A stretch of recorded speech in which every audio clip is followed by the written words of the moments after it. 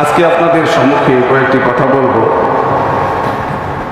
এই কথাগুলো হলো মসজিদ ভিত্তি স্থাপনের ইতিহাস সংক্ষিপ্ত আকারে, এবং এই মসজিদ ওয়ালা কারা, মসজিদের আবাদকারী কারা, মসজিদ কার দ্বারা এই মসজিদের ব্যবস্থাপনা হবে, কার্যক্রম পরিচালিত হবে কাদের মাধ্যমে, এবং এই কাজগুলি যারা করে তাদের লাভ কি, এই বিষয়ে সংক্ষিপ্ত আকারে, সময় অল্প, সংক্ষিপ্ত আকারে কিছু আলোচনা করবো ইনশাআল্লাহ। তো এই ঘরগুলি, যে ঘরগুলি আমরা আমাদের ইবাদতখানা, ইবাদত করি, মসজিদ নামে পরিচিত, সিজদা দেওয়ার স্থান, এই ঘর কোত্থেকে আসে, এই ঘরের ইতিহাস কি? আমার রাসূল সাল্লাল্লাহু আলাইহি ওয়াসাল্লাম বলছেন যে এই ঘরটা হলো সর্বশ্রেষ্ঠ ঘর। আল্লাহ রাব্বুল আলামিন বলছেন এই ঘরই হলো সর্বপ্রথম ঘর। এই ঘরের দংশন, এই ঘর কোথায় থেকে আসে?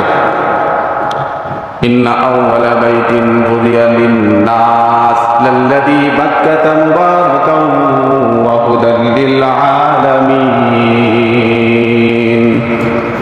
আল্লাহ রাব্বুল আলামিন বলতেছেন এই ঘরটা হলো ইন্না আউওয়ালা বাইতিন বুনিয়া লিন-নাস, যে এই ঘরকে আমি বানাইছি সর্বপ্রথম ঘর। এটা কাদের জন্য? মানুষদের জন্য এই ঘরটা আমি বানাইছি। হুদাল লিন-নাস, এই ঘরটা হলো সর্বপ্রথম ঘর। এই ঘর বানাইছি আমি মক্কার জমিনে। এই ঘর সর্বপ্রথম ঘরকে আমি কোথায় বানাইলাম? মক্কার জমিনে বানাইলাম। এই ঘর কেন বানানো হয়েছে?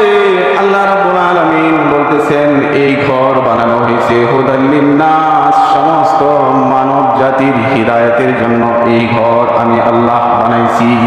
সুবহানাল্লাহ। সর্বপ্রথম ঘর কোনটা? সর্বপ্রথম ঘর হলো মক্কার জমিনের কাবা, বাইতুল্লাহ। এটা হলো কি? সর্বপ্রথম ঘর।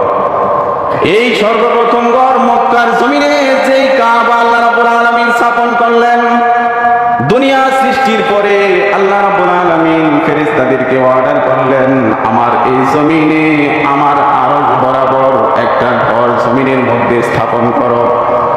ফেরেশতারা এই ঘরকে বানাইলেন।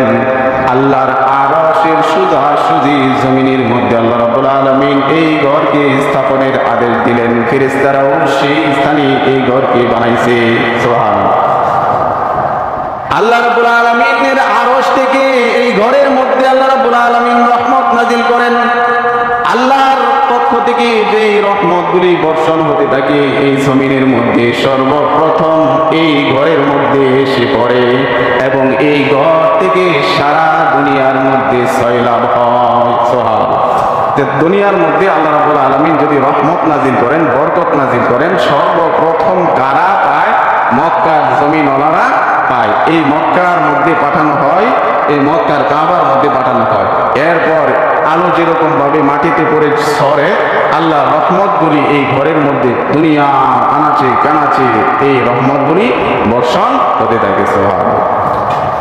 মুফাসসিরিনে কেরাম বলেন আল্লাহর আরশ থেকে যদি কোনো একটা কঙ্কর নিক্ষেপ করা হয়, আল্লাহর আরশ থেকে যদি কোনো একটা কঙ্কর নিক্ষেপ করা হয়, সপ্তম আকাশে বাইতুল মামুর, যা ফেরেশতাদের জন্য বানানো হয়েছে একটা কাবা বা মসজিদ, সপ্তম আকাশে বাইতুল মামুরের মধ্যে আল্লাহর আরশ থেকে এই ঘরের মধ্যে এই কঙ্করটা পড়বে। এই ঘর থেকে যদি এই কঙ্করটা ফালায় দেওয়া হয়, মক্কার জমিনে যে বাইতুল্লাহ, এই বাইতুল্লাহর ছাদে এসে এই কঙ্করটা পড়বে। সুবহানাল্লাহ। এত সোজা বরাবর আল্লাহ রাব্বুল আলামিন এই ঘরটা বানাইছে।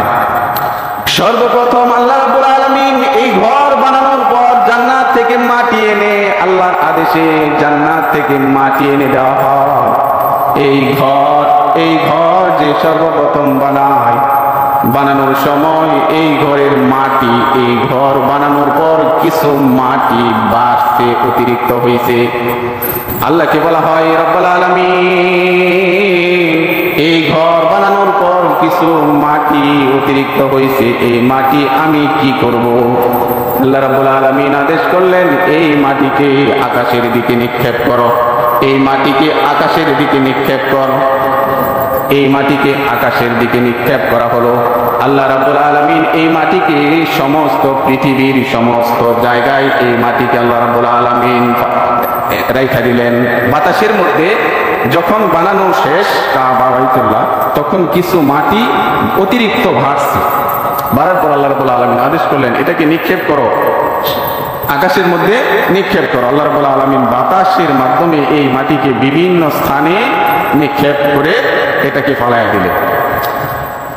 রাসূলুল্লাহ সাল্লাল্লাহু আলাইহি ওয়াসাল্লাম বললেন যে এই মাটি, অতিরিক্ত মাটির এই কঙ্করগুলো যে স্থানের মধ্যে যায় পড়ছে, সেই স্থানে কিয়ামত পর্যন্ত যত মসজিদ হবে সেই কঙ্কর ফালানোর জায়গার মধ্যে এই মসজিদ স্থাপন হবে। তা দুনিয়ার মধ্যে যত মসজিদ হয়েছে বা হবে, ওই যে বাইতুল্লাহ বানানোর পর যে মাটি অতিরিক্ত হয়েছে, নিক্ষেপ করা হয়েছে, আল্লাহ রাব্বুল আলামিন এই মাটিকে ছড়ায় দিয়েছেন। ছড়ায় যেন যেই জায়গার মধ্যে আল্লাহ রাব্বুল আলামিন ফালাইছেন সেই জায়গার মধ্যেই মসজিদ হবে। কে বলছেন? রাসূলুল্লাহ সাল্লাল্লাহু আলাইহি ওয়াসাল্লাম। আমাদের এই জবতার পার এই মসজিদটাও হয়তোবা না, নিঃসন্দেহে এই জবতার পারে এই মসজিদের জায়গার মধ্যে ওই কঙ্কর পড়েছিল। দুনিয়ার যে জায়গার মধ্যে মসজিদ হবে, বুঝবেন সেই যেই ওই মাটি যেখানে পড়ছে সেখানে এই মসজিদ স্থাপিত হয়েছে। এই বাইতুল্লাহর শাখাগুলি হলো এই জবতার পার মসজিদ, এই এমসির বাজার যত মসজিদ আছে পৃথিবীর সমস্ত মসজিদ হলো এই বাইতুল্লাহর শাখাগর। আমরা তো বাইতুল্লাহ যাইতে পারতাম না। নামাজ যদি একটা জায়গার মধ্যেই মসজিদ থাকতো, যেটা বাইতুল্লাহ, এই বাইতুল্লাহ যদি মসজিদ থাকতো, কে মসজিদে যায় 5 ওয়াক্ত নামাজ আদায় করতে পারতো? এই জন্য আল্লাহ রাব্বুল আলামিনের একটা হিকমত যে সারা দুনিয়ার মধ্যে ছড়ায় দাও, এবং ছড়ায় দিলে এটা শাখা একটা ঘর সমস্ত মসজিদের মধ্যে, সমস্ত জায়গার মধ্যে পড়বে, এবং আমার বান্দারা সেখানে মসজিদ স্থাপন করবে এবং সেখানে যায় সেজদা দিতে পারবে।